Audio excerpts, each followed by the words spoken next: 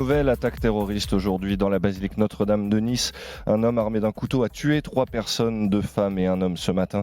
Emmanuel Macron est sur place. Il demande à ne pas céder à la terreur. Il annonce le déploiement de 4000 militaires supplémentaires sur le territoire français. Écoutez. Ce matin, nous avons décidé d'augmenter la posture de vigilance partout en France pour nous adapter à la menace terroriste. J'ai décidé que nos militaires seront dans les prochaines heures davantage mobilisés et nous passerons la mobilisation dans le cadre de l'opération Sentinelle de 3000 à 7000 militaires sur notre sol. Nous nous mettrons ainsi en situation de protéger tous les lieux de culte, en particulier bien évidemment les églises, pour que la Toussaint puisse se dérouler dans les conditions qui sont dues. Nous protégerons aussi nos écoles pour la rentrée qui vient. Et dans le même sens, le plan Vigipirate est porté au niveau urgence attentat, son niveau le plus haut.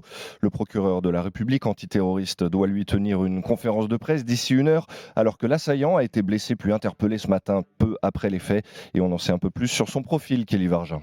Il s'agit d'un homme de 21 ans originaire de Tunisie. Il est arrivé en France à la fin du mois de septembre par Lampedusa, une île au sud de l'Italie, où il a été placé en quarantaine dans un premier temps, puis les autorités italiennes lui ont demandé de quitter le territoire en le laissant libre. Il a de là rejoint la France et donc Nice, où il a commis cet attentat ce matin aux alentours de 9h. Il est arrivé en courant dans la cathédrale Notre-Dame, armé d'un couteau. Il a égorgé une femme de 70 ans venue prier. Il s'en est ensuite pris au sacristain de la basilique, un homme de 45 ans décrit par les fidèles de l'église comme quelqu'un de très gentil, très serviable.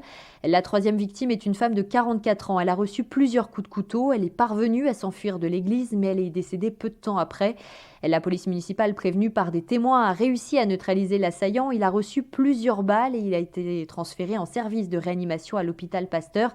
À Nice, ville déjà endeuillée par un premier attentat en 2016, c'est un nouveau choc. Un moment de recueillement et de prière est organisé en ce moment même en la cathédrale Sainte-Réparate à Nice. Et à 15h, le glas a sonné dans toutes les églises de France en hommage aux 3 victimes.